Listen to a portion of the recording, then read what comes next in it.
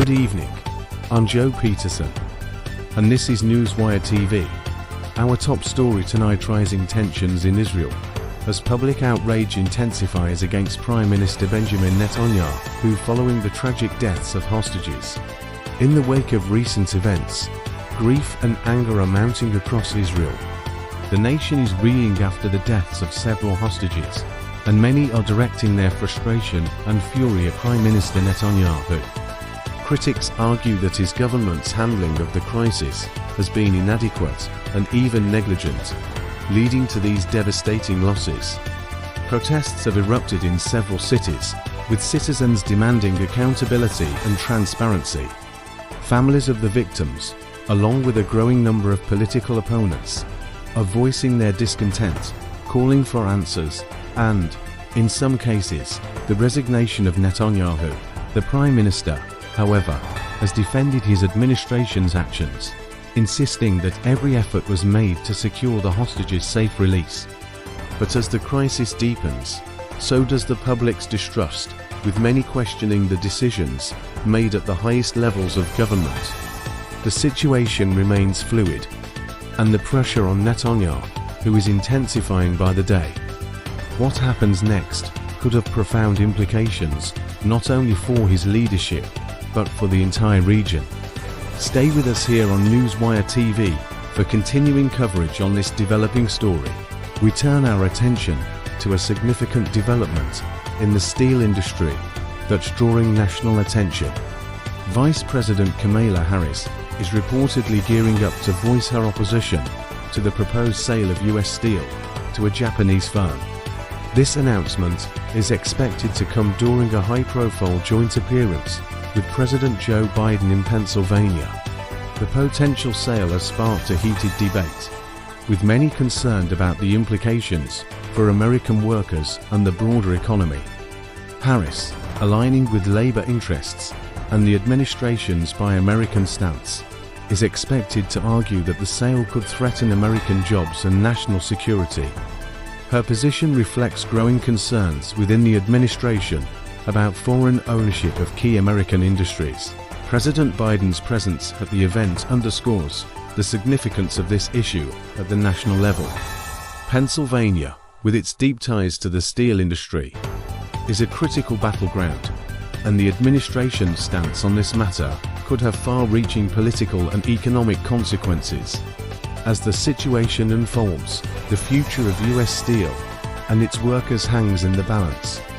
Will the administration's opposition be enough to prevent the sale, or will foreign interests prevail? We'll continue to follow this story closely as it develops. An alarming shift in the political landscape of Germany, as the far-right Alternative for Germany, or AfD, has made history by winning a state election. This marks the first time since 1945 that a party of this nature has secured such a victory in Germany. The election result is sending shockwaves throughout Europe and beyond. The AfD win signals a significant rise in nationalist and populist sentiment, challenging the mainstream political order that has dominated Germany for decades. This victory has raised concerns about the future direction of the country, with many fearing a resurgence of extremist ideologies. The AfD, known for its hardline stance on immigration and Euroscepticism, has steadily gained support in recent years.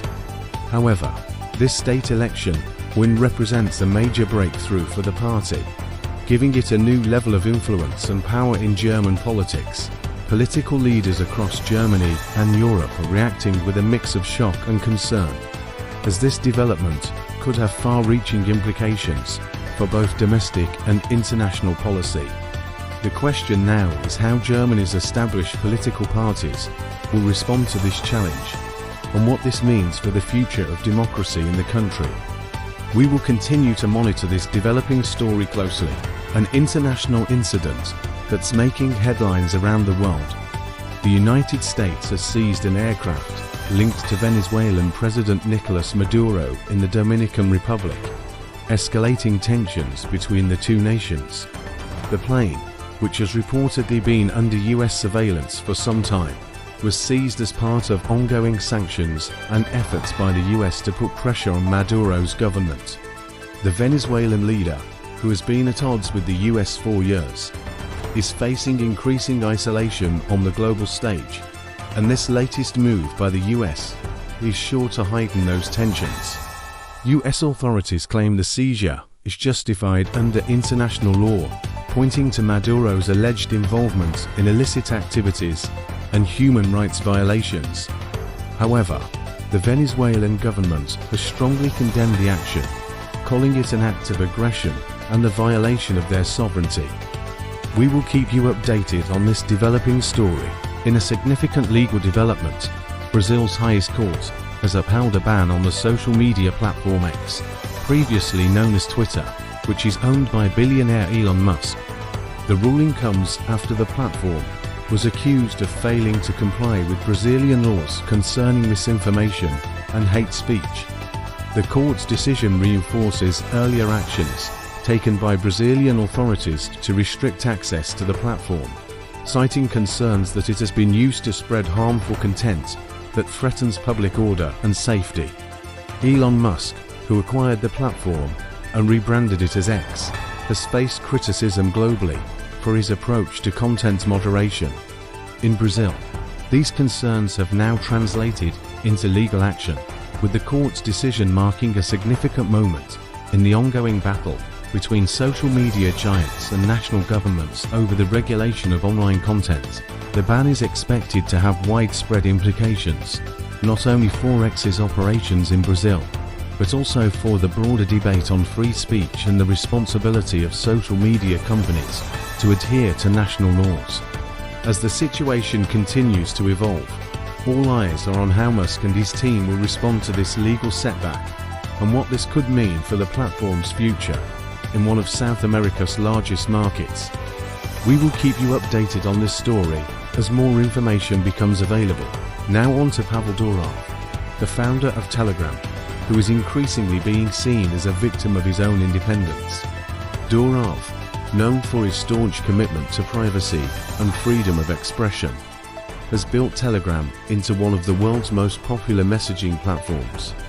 However, his refusal to comply with government demands and his insistence on keeping the platform free from external control have made him a target of various state authorities.